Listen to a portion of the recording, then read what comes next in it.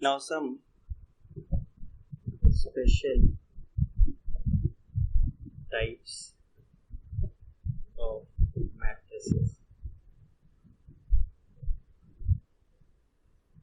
First is idempotent matrix. A matrix A is called idempotent matrix if A square equals to A.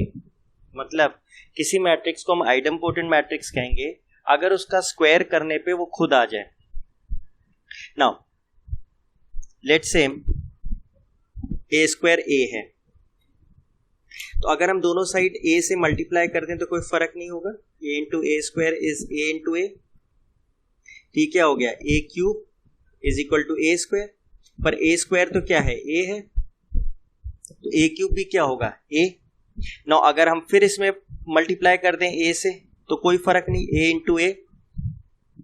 ठीक, क्या हो गया? A raise to power 4 is A square. पर A square तो ए है, तो ए 4 भी क्या होगा? ए होगा.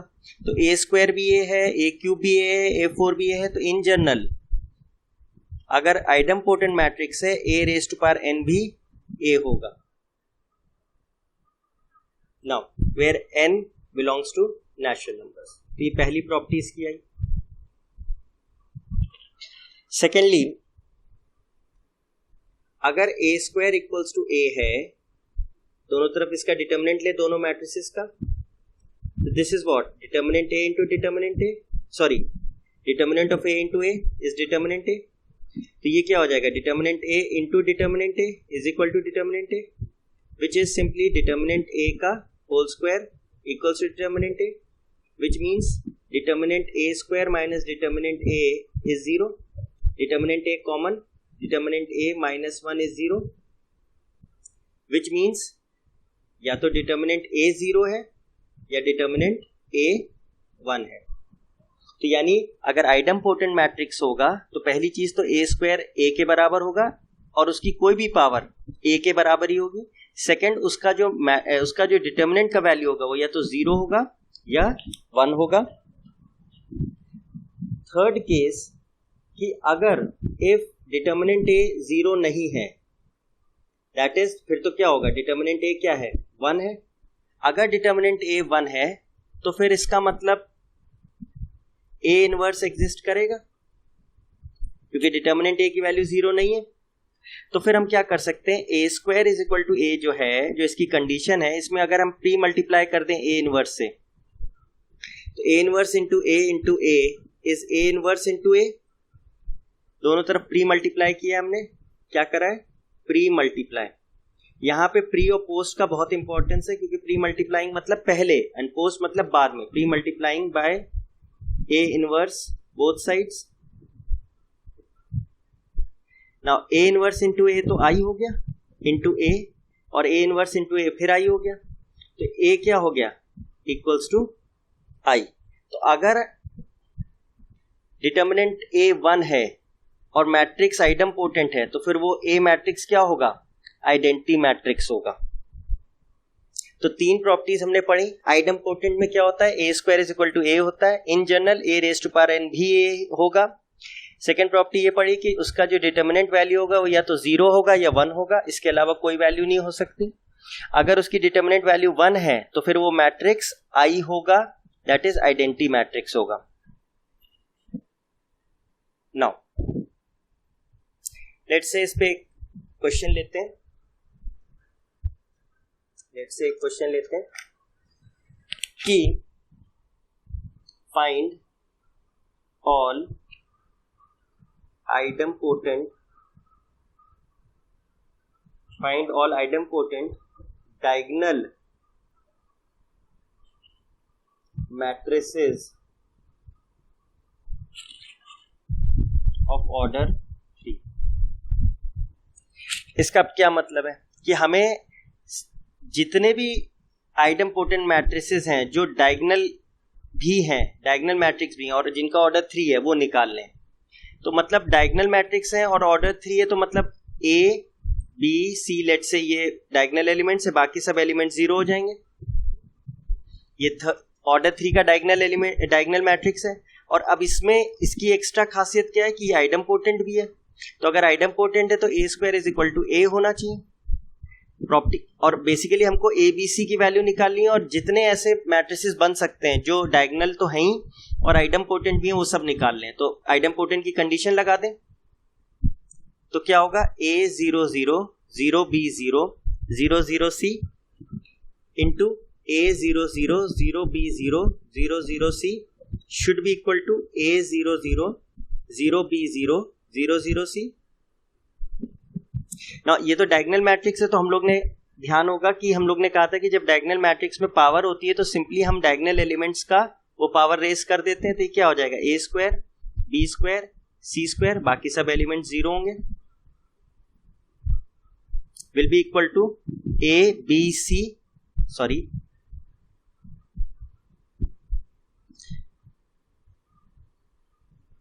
we'll have A B C 0 0 0 0 0 and 0।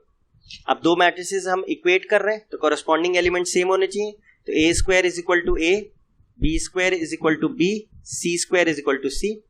इसको सॉल्व करेंगे तो क्या होगा, A square minus A is 0, which implies a minus 1 is 0, which implies या तो a 0 है या 1 है।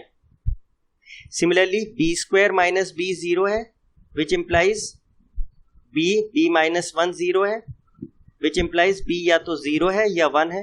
And similarly c square minus c 0 है, which implies c minus 1 0 है, and therefore which implies c या तो 0 है या 1 है।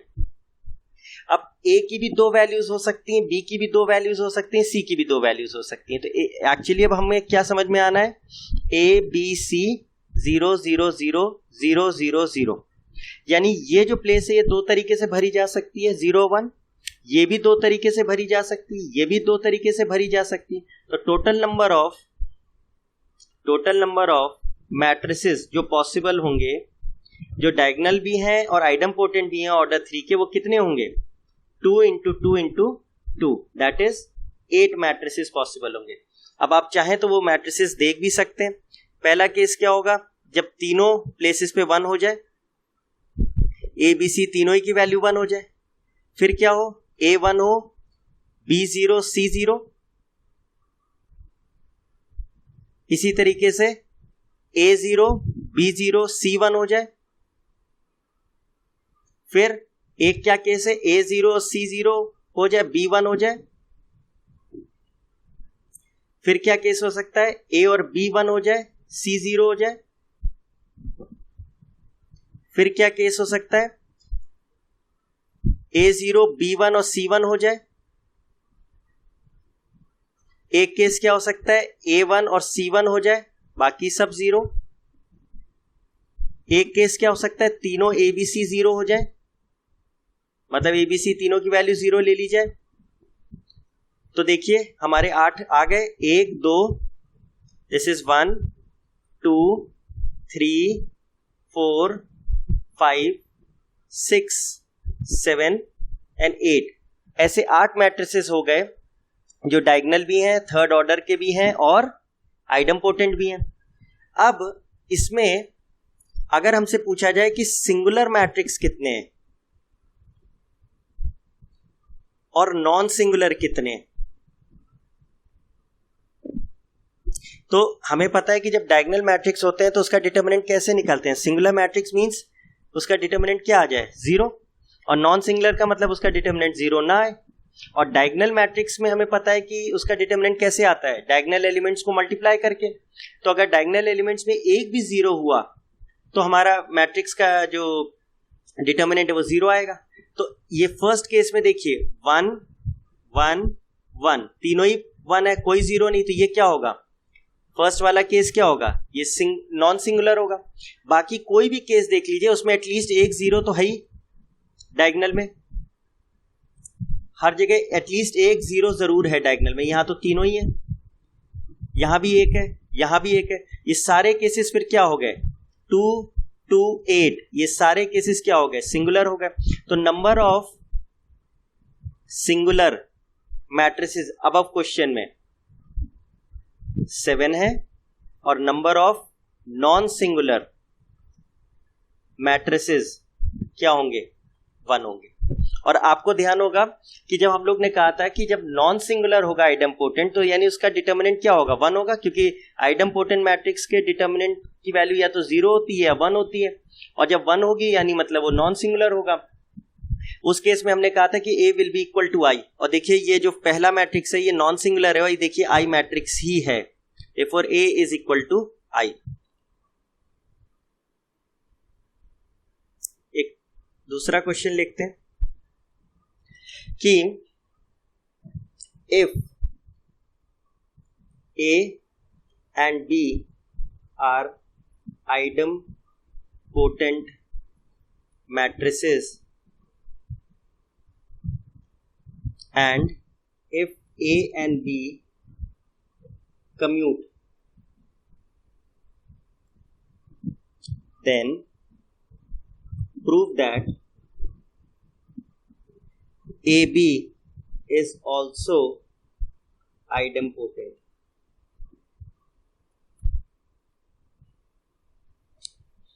अब क्वेश्चन क्या है कि A और B आइडम्पोटेंट मैट्रिसेस हैं। अगर आइडम्पोटेंट है तो फिर उसकी कंडीशन लिख लें, A square is equal to A and B square is equal to B।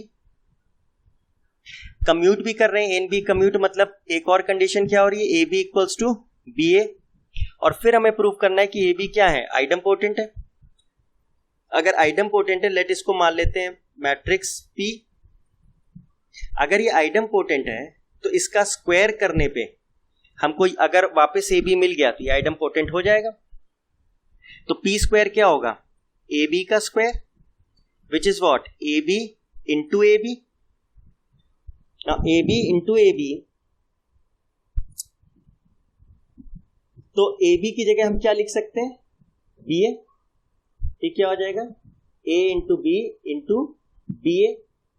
B into B क्या हो गया, बी स्क्वायर, पर बी स्क्वायर क्या है, बी है, बी क्या हो गया, A B A.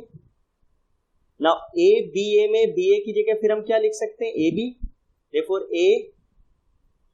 A B, और a इंटू ए क्या हो गया, ए स्क्वायर इंटू बी, पर ए स्क्वायर क्या है, ए है, तो देयरफॉर अगेन क्या आ गया, ए बी, और ए बी तो p था, तो देयरफॉर हमें क्या मिल गया, p square is equal to p।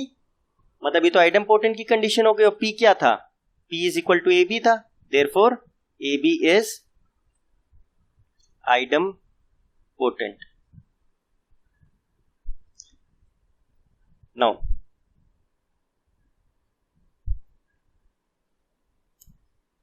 let's take another example. If B is idempotent,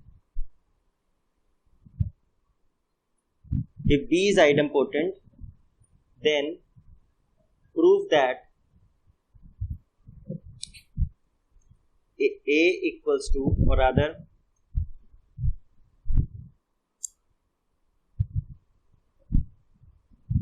I minus B is idempotent, and second part, AB equals to BA equals to 0,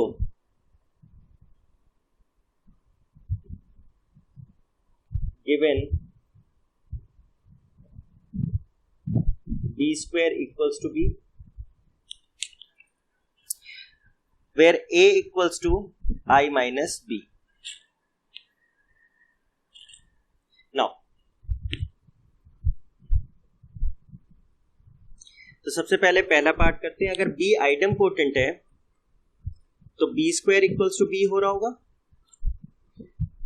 थोड़ा सा revise कर लें, B स्क्वायर B हो रहा होगा। Determinant of B की value या तो 0 होगी या 1 होगी। अगर डिटर्मिनेंट की वैल्यू 1 होगी तो B I के बराबर होगा।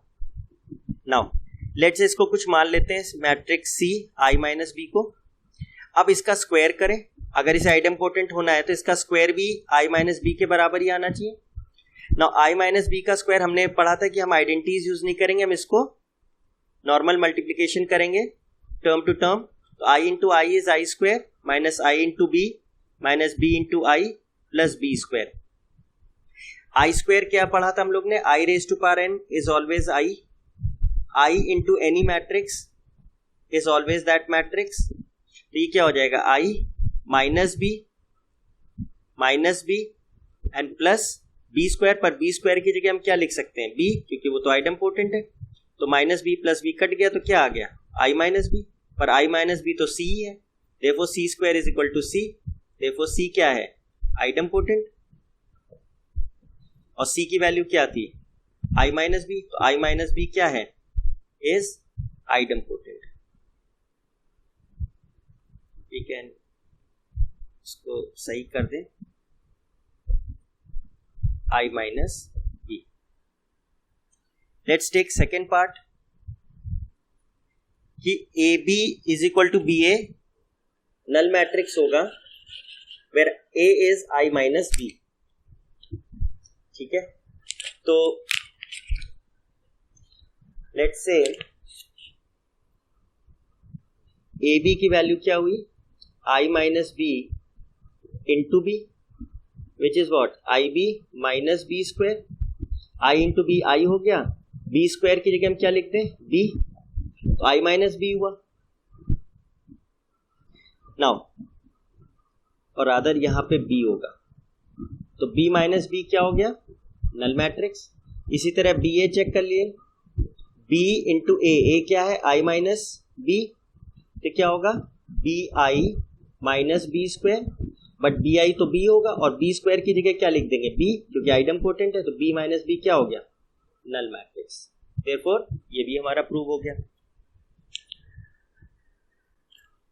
Now second type of special matrix is called involutory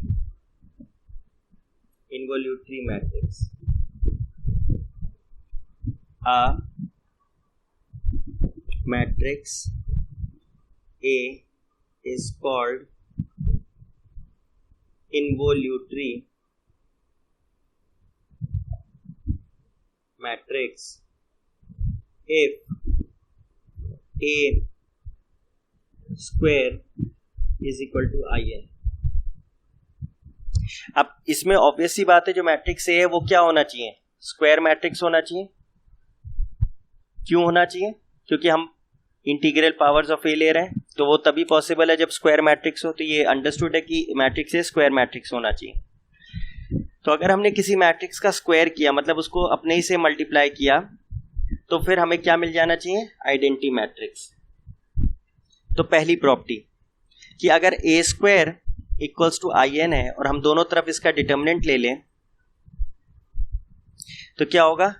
A into ए और डिटर्मिनेंट ऑफ आई तो 1 होता है, which implies determinant A into determinant A is equal to 1. Therefore determinant A square is 1. Therefore determinant A क्या है? Plus minus 1. और इसका मतलब ये हुआ कि अगर इन्वोल्यूटरी मैट्रिक्स है तो उसका डिटर्मिनेंट कभी भी कोई और वैल्यू नहीं देगा, सिर्फ या तो 1 देगा या -1. तो इससे एक और बात क्या समझ में आई कि A इज नॉन सिंगुलर. मतलब जो इन्वोल्यूटरी मैट्रिक्स होगा वो और क्या होगा? नॉन सिंगुलर होगा. तो उसका इनवर्स हमेशा एग्जिस्ट करेगा. Second, A square is equal to I n है और क्योंकि वो नॉन सिंगुलर है तो हम ए इनवर्स एग्जिस्ट करेगा. उससे हमने प्री मल्टीप्लाई कर दिया इसको. A inverse A into A is A inverse into In. Since A inverse exists, we pre-multiply by A inverse both sides. तो क्या आ जाएगा? A inverse into A तो I हो गया, into A is A inverse into In, और I into any matrix तो matrix खुद होता है, तो A inverse In भी क्या हो जाएगा? A inverse. तो एक इंपॉर्टेंट पॉइंट क्या समझ में आया कि इन्वोल्यूटरी मैट्रिक्स में जो मैट्रिक्स होता है वो उसका इनवर्स भी वो खुद ही होता है. मतलब अगर ए मुझसे कहा जाए इन्वोल्यूटरी मैट्रिक्स है, इन्वोल्यूटरी, और मुझसे कहा जाए कि इसका इनवर्स बताएं, तो ये क्या होगा? इसका इनवर्स ये मैट्रिक्स खुद होगा. This is a very important point. तीसरी चीज कि अगर एक मैट्रिक्स इन्वोल्यूटरी है तो अगर हम इसको लेट्स से a से फिर मल्टीप्लाई करें, a into A square is a into I n, but a into I n तो a हो गया, तो यानी a क्यूब की वैल्यू क्या आई, a। अब अगर हम इसे फिर a से मल्टीप्लाई करें तो क्या होगा, a cube is equal to a into a, यानी क्या हो गया, a4 equals to a square, but a square की वैल्यू क्या है, आई एन, तो ये क्या वैल्यू आ गई, आई एन, यानी a4 की वैल्यू क्या आई, आई एन। नाउ अगर हम इसे फिर a से मल्टीप्लाई कर दें तो a4 into a is a into I n, a into I n again a हो गया, यानी a5 फिर हमको क्या मिल गया, a। इसी तरीके से अगर एक बार और करके देखें, a into a5 is a into a, which is a6 is a square, but a square तो आई एन है, तो a6 क्या आ गया, आई एन आ गया। तो हमें एक ट्रेंड मिल रहा है कि जब भी a की पावर इवन होगी, 2 हो, 4 हो, 6 हो, तो हमें आउटपुट क्या मिलेगा, आई एन। और अगर ऑड हो, जैसे ये है, तो हमको क्या मिलेगा, मैट्रिक्स ए मिलेगा। तो इन जनरल हम क्या कह सकते हैं, a raise to power 2n, या रादर m लिखते हैं क्योंकि n तो ऑर्डर है, a raise to power 2m हमेशा क्या होगा, आई एन, और a raise to power 2m plus 1 मतलब ऑड, ये हमेशा क्या होगा, a होगा, फिर m क्या है, नेचुरल नंबर है, m हमारा नेचुरल नंबर है। तो m को जब 1 रखेंगे तो क्या आएगा, a क्यूब, वो a है, a5 a है, a7 a है, यहां m को 1 रखेंगे तो क्या आएगा, a स्क्वायर i है, 2 रखेंगे a4 i है, एंड सो ऑन। तो इन्वोल्यूटरी मैट्रिक्स में हमें क्या समझ में आया कि पहली चीज a स्क्वायर i होती है, a स्क्वायर आई एन के बराबर, ये डेफिनेशन है। डिटर्मिनेंट है इसका प्लस माइनस 1 होता है, इसका इनवर्स ये खुद ही होता है, और इसके ऑड पावर्स मैट्रिक्स के बराबर होते हैं, लेकिन इवन पावर्स आई एन के बराबर होता है।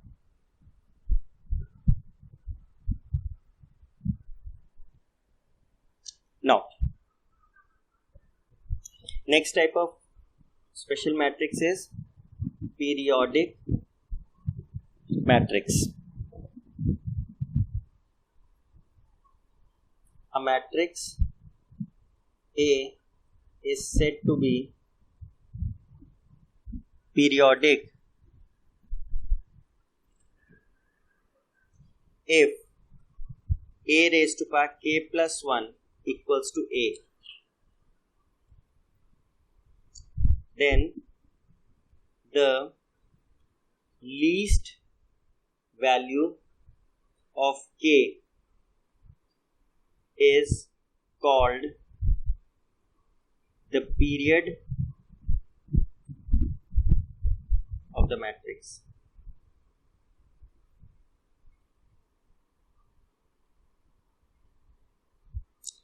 Now इसका मतलब क्या है, पीरियोडिक मैट्रिक्स का है कि सपोज हमारे पास कोई मैट्रिक्स दिया है, अब उसको हम उससे मल्टीप्लाई करना शुरू करते हैं, और उस स्टेज, पहली स्टेज जब उसको मल्टीप्लाई करते करते हमें वापस वो मैट्रिक्स खुद मिल जाए, तो जैसे फॉर एग्जांपल एक मैट्रिक्स ए है, इसको हमने एक बार मल्टीप्लाई किया, हमारे पास कोई मैट्रिक्स आया, फिर हमने इसको मल्टीप्लाई किया, फिर हमारे पास कोई मैट्रिक्स आया विच इज नॉट ए, और ऐसे हम करते गए, और एक स्टेज के बाद लेट्स से 6 बार मल्टीप्लाई करने पे वो मैट्रिक्स क्या आया, ए खुद आ गया। तो 6 को हम कैसे लिखेंगे, k प्लस 1 के फॉर्म में, that is a 5 plus 1 is equal to a। तो ये जो 5 है ये हमारा k हो जाएगा, and this will be called the period of the matrix. यानी अगर a 6 पे हमारा वापस a आया तो 5 will be called the period of the matrix. Next, nil potent matrix। nilpotent matrix क्या है, a matrix A is said to be nilpotent if A raised to power n equals to null matrix, और rather m, क्योंकि n तो हम order की तरह ले लेते हैं। नाउ मतलब हम किसी मैट्रिक्स को लें और उसको मल्टीप्लाई करना शुरू करें, और जिस स्टेज पे हम पाएं कि हमारा आउटपुट क्या आ रहा है, नल मैट्रिक्स आ रहा है, तो किसी भी स्टेज पे हमारा आउटपुट अगर नल मैट्रिक्स आ गया तो वो मैट्रिक्स क्या है, निल पोटेंट मैट्रिक्स है। Now a raised to power k equals to null matrix, तो for all k greater than equal to m, अब अगर एक बार नल मैट्रिक्स आ गया, लेट्स से हमारे पास एक मैट्रिक्स है, हमने फिर से मल्टीप्लाई किया, हमारे पास कुछ मैट्रिक्स आए, फिर हमने मल्टीप्लाई किया, कुछ मैट्रिक्स आए, एंड लेट्स से A7 पे क्या आ गया, नल मैट्रिक्स आ गया, तो यानी ये हमारा M हो गया। अब अगर इसके बाद हम A7 को A से मल्टीप्लाई करेंगे भी तो नल मैट्रिक्स से मल्टीप्लाई होने पे क्या आएगा, नल मैट्रिक्स, यानी अब तो बार बार क्या आएगा, नल मैट्रिक्स ही आएगा। तो अगर अब आपसे कहे कि A8 क्या है, अब 8 की वैल्यू तो M से ज्यादा हो गई है और M पे A raise to power M पे 0 आ चुका है, 0 मतलब नल मैट्रिक्स, तो M से जितनी बड़ी वैल्यूज होंगी उस पे तो सारों पे क्या आएगा, नल मैट्रिक्स ही आएगा। तो वो ये प्रॉपर्टी बता रही है कि अगर A की पावर K निकाले तो हर बार क्या आएगा, नल मैट्रिक्स, और K की वैल्यू क्या होनी चाहिए, M से ज्यादा होनी चाहिए, और M क्या है, M वो पावर है जिसपे नल मैट्रिक्स पहली बार आ गया था। नाउ अगर A raise to power M null matrix है तो उसका डिटर्मिनेंट लेके देखें तो नल मैट्रिक्स का तो डिटर्मिनेंट 0 होगा, और ये क्या हो जाएगा, determinant A raise to power M। क्यों होगा, क्योंकि इसको हम क्या लिखेंगे, A into A M times, which is what, determinant A into determinant A कितनी बार, M टाइम्स, तो वो क्या आएगा, determinant A raise to power M is 0, तो डिटर्मिनेंट A क्या आएगा, 0। तो निल पोटेंट मैट्रिक्स का डिटर्मिनेंट वैल्यू क्या आता है, 0 आता है, और वो मैट्रिक्स क्या होता है कि जब हम मल्टीप्लाई करें तो एक स्टेज के बाद हमको नल मैट्रिक्स मिल जाना चाहिए, और उससे आगे जितनी भी पावर्स हम लेंगे वो सब क्या होंगी, नल मैट्रिक्स ही होंगी। लेट्स से एक क्वेश्चन इस पे छोटा सा कर लें, check whether the matrix given by 1 1 3 2 -1 3 3 2 9 is nilpotent और नॉट। तो निल पोटेंट के लिए तो हमें पता है कि उसका डिटर्मिनेंट की वैल्यू क्या आ जानी चाहिए, 0। तो निल पोटेंट मैट्रिक्स है तो इसका डिटर्मिनेंट की वैल्यू क्या आनी चाहिए, 0।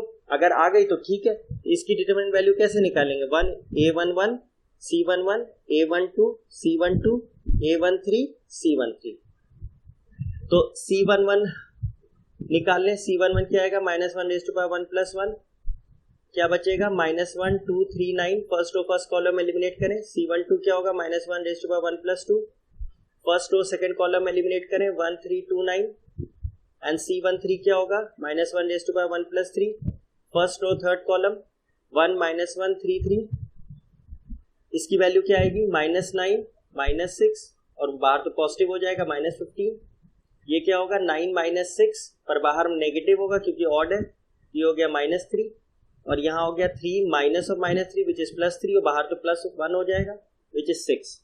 तो वैल्यू निकालें, 1 into -15 plus 2 into -3 plus 3 into 6, ये हो गया -15 -6 प्लस 18, ये क्या आ रहा है, -3 which is not equal to 0, therefore A क्या है, is not nilpotent, A is not nilpotent. Now we talk of the next type, orthogonal matrix.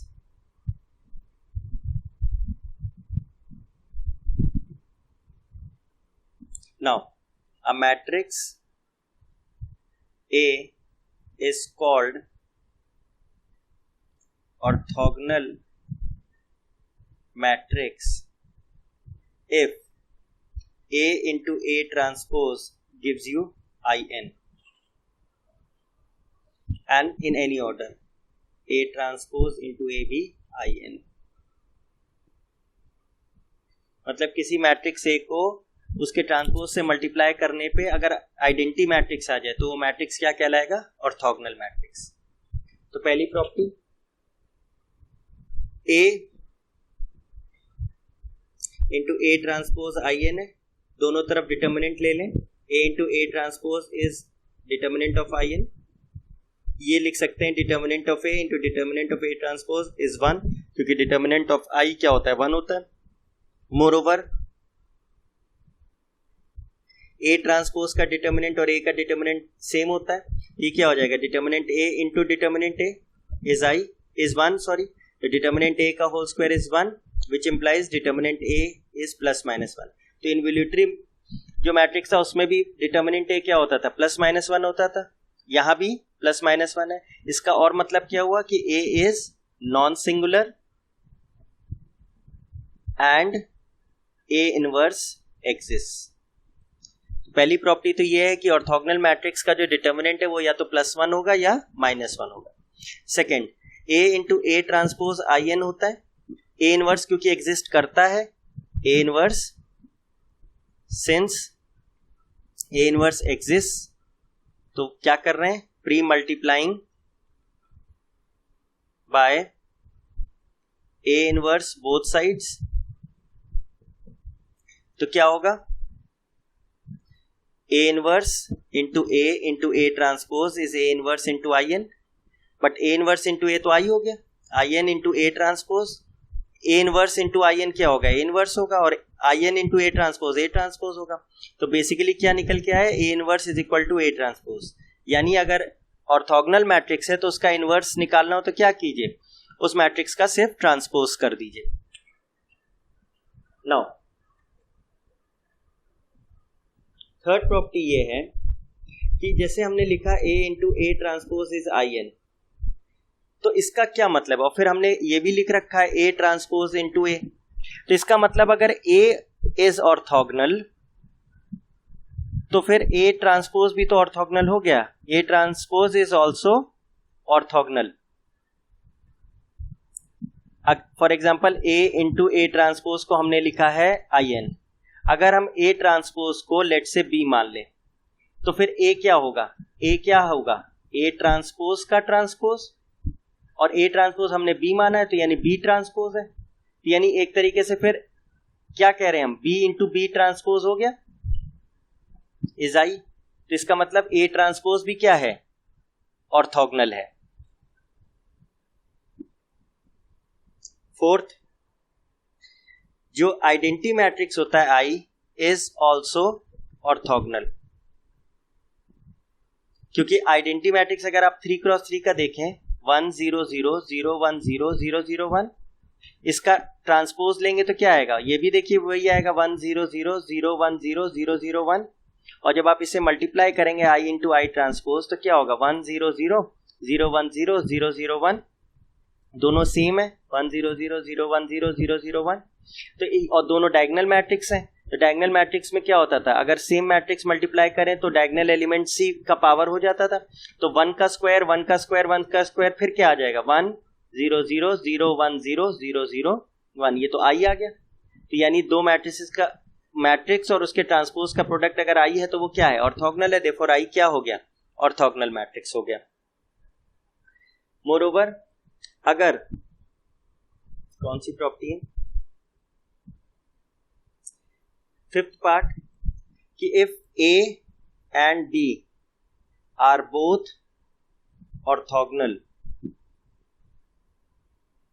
then AB is also orthogonal, AB is also orthogonal, मतलब A अगर orthogonal है मतलब A into A transpose I n है, B into B transpose भी क्या है I n है, both sides A transpose A भी लिख सकते हैं B ट्रांसपोज B भी लिख सकते हैं। तो हमें प्रूफ करना है कि AB भी ऑर्थोगोनल है, तो let P equals to AB, अगर AB ऑर्थोगोनल है तो इसका ट्रांसपोज को इससे मल्टीप्लाई करें तो वापस वो खुद आ जाना चाहिए, तो P इंटू P ट्रांसपोज करके देखें तो AB इंटू AB का ट्रांसपोज, तो क्या होगा AB इंटू ट्रांसपोज में क्या करते थे reversal rule B transpose A which can be written as A into B transpose A, इन दोनों को ले लिया, पर B इंटू B ट्रांसपोज क्या है आई एन है, सॉरी यहां भी ट्रांसपोज आएगा, तो A into I n into A transpose, और I को किसी से भी मल्टीप्लाई करे तो वो मैट्रिक्स खुद आ जाता है। तो A इंटू ए ट्रांसपोज क्या हुआ, वो भी I होगा क्योंकि वो भी ऑर्थोगोनल है। यानी P ट्रांसपोज क्या हो गया, I, यानी P क्या हो गया, P इज ऑर्थोगोनल, और P की वैल्यू क्या है, AB, तो AB भी क्या हो गया, AB is also orthogonal. Now अब एक क्वेश्चन देख लेते हैं इस पे।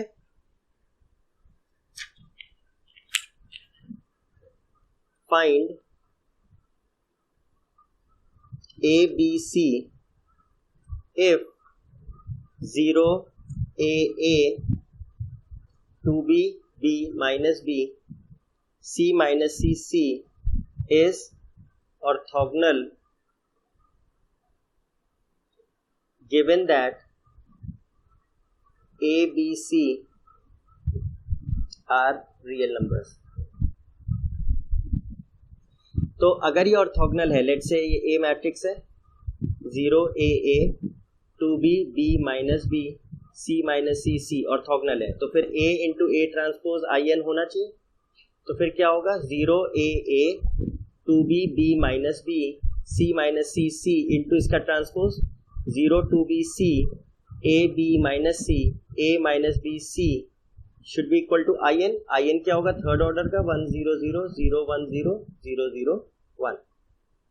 अब इसे मल्टीप्लाई करें तो क्या आएगा, तो हम लोग यूज टू हो गए 0 4B square plus C square.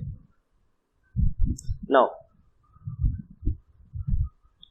देखा जाए तो हम बाकी से तो मतलब देख लेते हैं करके। अच्छा, 0 into A 2B into B and C into minus C, तो यहाँ क्या आएगा, ये हमने एक्चुअली कॉलम्स बना लिए और यहाँ हमने रोज बना ली,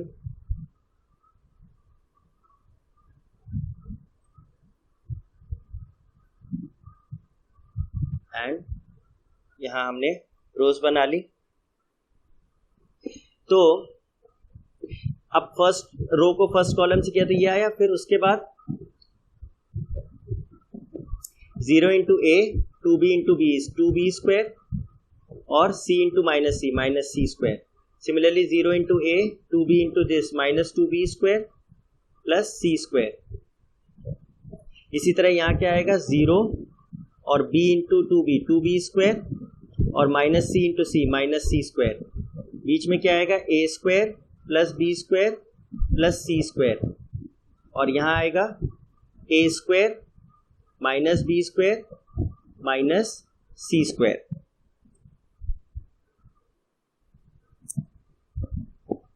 सिमिलरली यहाँ क्या आएगा, 0 minus 2B square plus C square, यहाँ पे A square minus B square minus C square, और यहाँ पे A square plus B square plus C square is equal to 1 0 0 0 1 0 0 0 1। तो अब इक्वेट करें हम लोग तो क्या आएगा, पहले तो A square plus B square plus C square equals to 1, हमने क्या इक्वेट कर दिया इस वाले को इससे। देन एक और हम क्या इक्वेट कर सकते हैं, A square minus B square minus C square is 0। इससे हमें क्या मिल गया, A square is equal to B square plus C square, वो हम यहाँ यूज कर लें। तो A square plus B square plus C square की जगह A square which gives us 1, तो 2A स्क्वायर क्या हो गया 1, which implies A square is equal to 1/2। Therefore A क्या आ गया, प्लस माइनस 1/√2। इसी तरीके से हमारे को और कहा 4B square plus C square is equal to 1, हमने ये इक्वेट कर दिया इसको इससे। And B square plus C square की वैल्यू हमें पता है, B square plus C square is what, A square, और A स्क्वायर क्या है हमारा 1/2, तो माइनस कर दें तो क्या आ जाएगा 3B स्क्वायर, ये तो कैंसिल हो गया, is 1 minus half which is half, यानी B स्क्वायर क्या आ गया 1/6, देयरफॉर B क्या आ गया प्लस माइनस 1/√6। अब b की वैल्यू भी आ गई तो c निकाल लें, तो b square plus c square was half, और b स्क्वायर की वैल्यू 1/6 है, तो c square is 1/2 minus 1/6 which is 3 minus 2 6, 3 minus 1 2/6 which is 1/3, therefore c कितना आ गया प्लस माइनस 1/√3। तो हमारी a b c की वैल्यूज आ गई, a is plus minus 1/√2, b is plus minus let's say 1/√6 and c is plus minus 1/√3। अब अगर हम ये कहें कि ऐसे कितने मैट्रिसेस पॉसिबल हैं, ऐसे कितने मैट्रिसेस पॉसिबल हैं, तो टोटल मैट्रिसेस कितने पॉसिबल होंगे? a की 2 वैल्यूज हैं, b की 2 वैल्यूज हैं, c की 2 वैल्यूज हैं, तो therefore number of possible matrices जो ऑर्थोगोनल हैं, क्योंकि ऑर्थोगोनल की कंडीशन लगाई है, इज व्हाट 2 इंटू 2 इंटू 2, क्योंकि a की भी 2 वैल्यू, b की भी 2, c की भी 2, तो परम्यूटेशन लगा के कितने आए 8 पॉसिबल मैट्रिसेस हैं।